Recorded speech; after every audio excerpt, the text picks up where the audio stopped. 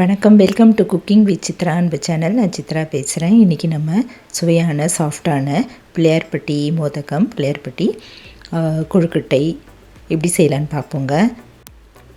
பச்சரிசி இனிப்பு கொழுக்கட்டை எப்படி செய்வோம் பார்ப்போம். இது நம்ம ஈவினிங் ஸ்நாக்காக கூட செய்து கொடுக்கலாங்க. சாமி பிரசாதமான இந்த கொழுக்கட்டை எப்படி செய்யலான்னு பார்ப்போம்.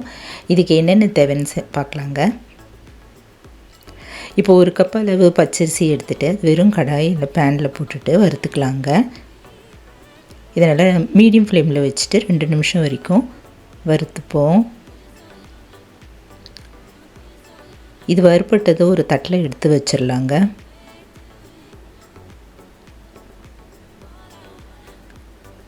இப்போ இது ஒரு பிளேட்டில் எடுத்து கொட்டி வச்சுருவோம். அடுத்து அதே பேன்லேயே ஒரு 1/4 கப் அளவு பைத்தம்பருப்பு, பாசிப்பருப்பு போட்டுட்டு அதையும் நம்ம ட்ரை ரோஸ்ட் பண்ணிடுவோம். நல்லா வாசம் வர வரைக்கும் வறுத்துட்டு அதையும் இந்த அரிசியோடையே சேர்த்து போட்டுடலாங்க. இது நல்லா ஆறட்டுங்க. ஆறுற வரைக்கும் அதுக்குள்ளே நம்ம வெள்ளைப்பாகு வச்சுருவோம். ஒரு 3/4 கப் அளவு பொடித்த வெல்லம் ஒரு பாத்திரத்தில் போட்டுட்டு அடுப்பில் வச்சுட்டு அதில் ஒரு 1/4 கப் அளவு தண்ணி ஊற்றிட்டு நல்லா கொதிக்க வச்சிடலாங்க. இந்த வெல்லம்லாம் கரைஞ்சி கொதி வர ஆரம்பித்ததும் ஸ்டவ் ஆஃப் பண்ணிவிட்டு இறக்கி வச்சிடலாம். இது ஒரு சின்ன கிண்ணத்தில் வடிகட்டிக்கலாங்க. கல் மண் போக வடிகட்டி எடுத்து வச்சுருவோம். இப்போ இந்த அரிசியும் பருப்பும் நல்லா ஆறிடுச்சு. இதை நம்ம மிக்ஸி ஜாரில் போட்டு ரவை பதத்துக்கு அரைச்சிக்கலாம். இது போல் கொரன்னு அரைச்சி எடுத்து வச்சிடலாங்க. இப்போ அடுப்பில் ஒரு பேன் வச்சுட்டு அதில் ஒரு 2 டம்ளர் அளவு தண்ணி ஊற்றிக்கலாங்க. இப்போ இந்த கொழுக்கட்டைக்கு நம்ம ஒரு 3 ஏலக்காய் பொடி பண்ணி வச்சுக்கலாங்க. 3 டேபிள் ஸ்பூன் அளவு துருவின தேங்காயும் எடுத்துப்போம். இப்போ இந்த தண்ணி கூடயே நம்ம வடிகட்டி எடுத்து வச்சுருந்த வெள்ளைப்பாகு ஆட் பண்ணிக்கலாம். லைட்டாக அப்படி கொதி வர ஆரம்பித்ததும் மிக்சியில் அரைச்சி வச்சுருந்த இந்த அரிசி பொடி இதில் லைட்டாக அப்படி தூவிட்டே வரலாங்க. கொஞ்சம் கொஞ்சமாக அப்படி தூவிடலாம். கட்டி இல்லாமல் கரண்டியில் நல்லா கலந்துக்கலாம். மீடியம் ஃப்ளேமில் அடுப்பு வச்சுட்டு நம்ம கரண்டியில் இது போல் கிளறிக்கலாம். எல்லா மாவையும் போட்டுட்டு கலந்துடலாங்க.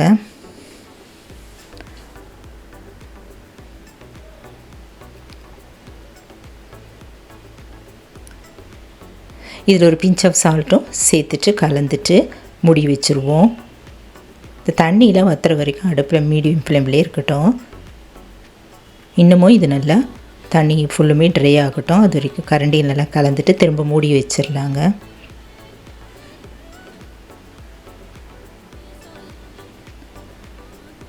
இப்போ தண்ணியெலாம் ட்ரை ஆகிடுச்சு.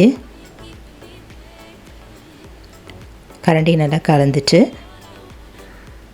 இப்போ இந்த ஏலக்காய் பொடி பண்ண ஏலக்காய், தேங்காய் இதில் போட்டுட்டு கலந்துக்கலாம். சேர்த்துட்டு ஒரு 2-3 தடவை நல்லது போல் கலந்து எடுத்து வச்சிடலாம். இப்போது ஒரு 3-4 டீஸ்பூன் அளவு நெய் இதில் சேர்த்துடலாங்க. சேர்த்துட்டு கிளறிக்கலாம்.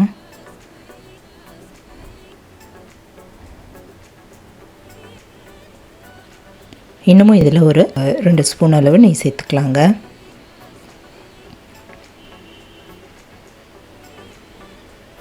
இப்போ ஒட்டாத பதம் வந்ததும் நம்ம இறக்கி வச்சிடலாம்.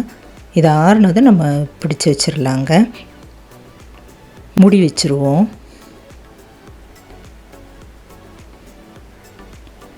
இப்போ இந்த மாவெல்லாம் நல்லா ஆறிடுச்சு. இது இன்னொரு பாத்திரத்தில் ட்ரான்ஸ்ஃபர் பண்ணிடலாங்க. பண்ணிவிட்டு நல்லா உருட்டிடலாம். இப்போவே இதை நல்லா சாஃப்டாக இருக்குது இந்த மாவு. இப்போ நம்ம கையில் கொஞ்சமாக நல்லெண்ணெய் தடவிட்டு கொழுக்கட்டை மோல்டு இருந்ததுன்னா அதில் எல்லா உள்பக்கம் எல்லாமே எண்ணெய் தடவிட்டு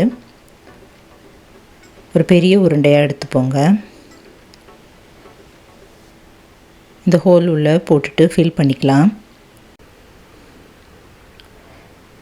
இந்த மாவு நல்லா அழுத்தி விட்டுறலாங்க. மோல்டை திறந்து நம்ம கொழுக்கட்டை எடுத்துருவோங்க. இப்போ சூப்பரான கொழுக்கட்டை இதை போல் தயார் பண்ணி எடுத்து வச்சிடலாம். எல்லா மாவையும் நம்ம இதை போல் தயார் பண்ணி எடுத்து வச்சுருவோங்க.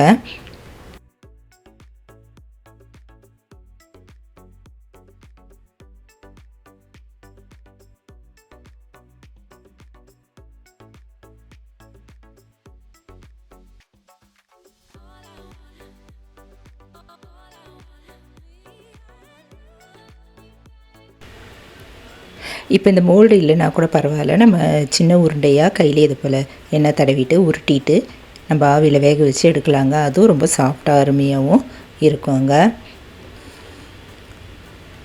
இப்போ இட்லி தட்டை எடுத்துகிட்டு அதில் எல்லா இடமும் நல்லெண்ணெய் தடவிப்போம். அதில் இந்த செஞ்சு வச்சுருக்க தயார் பண்ணி வச்சுருந்த கொழுக்கட்டையெல்லாம் அதில் அடுக்கி வச்சுருவோங்க.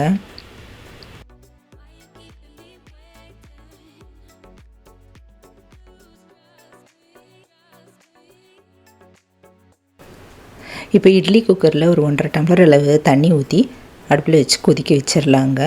தண்ணி நல்லா காய்ஞ்சதும் கொதிக்க ஆரம்பித்ததும் இந்த இட்லி ஸ்டாண்டை அது உள்ளே வச்சுட்டு மூடி வச்சுருவோம்.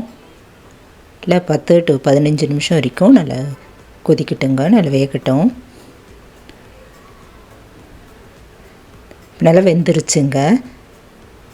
எடுத்து ஆற வச்சுட்டு நம்ம பிளேட்டில் எடுத்து சர்வ் பண்ண வேண்டியதாங்க. அருமையான பிள்ளையார்பட்டி கொழுக்கட்டை, பச்சரிசி இனிப்பு கொழுக்கட்டை தயாராகிடுச்சுங்க. பிள்ளையார்பட்டி மோதகம் சூப்பர் டேஸ்டான இந்த பஞ்சு மாதிரி புசு புசுன்னு இருக்கிற இந்த கொழுக்கட்டை நீங்களும் இந்த போல் ட்ரை பண்ணி பாருங்கள். சாஃப்டாக அவ்வளோ அருமையாக இருந்தது. ட்ரை பண்ணி பார்த்துட்டு எப்படி இருக்குன்னு சொல்லுங்கள். இந்த வீடியோ பிடிச்சதுன்னா என்னுடைய சேனலுக்கு சப்ஸ்கிரைப் பண்ணிக்கோங்க. தேங்க்ஸ் ஃபார் வாட்சிங். நன்றி, வணக்கம்.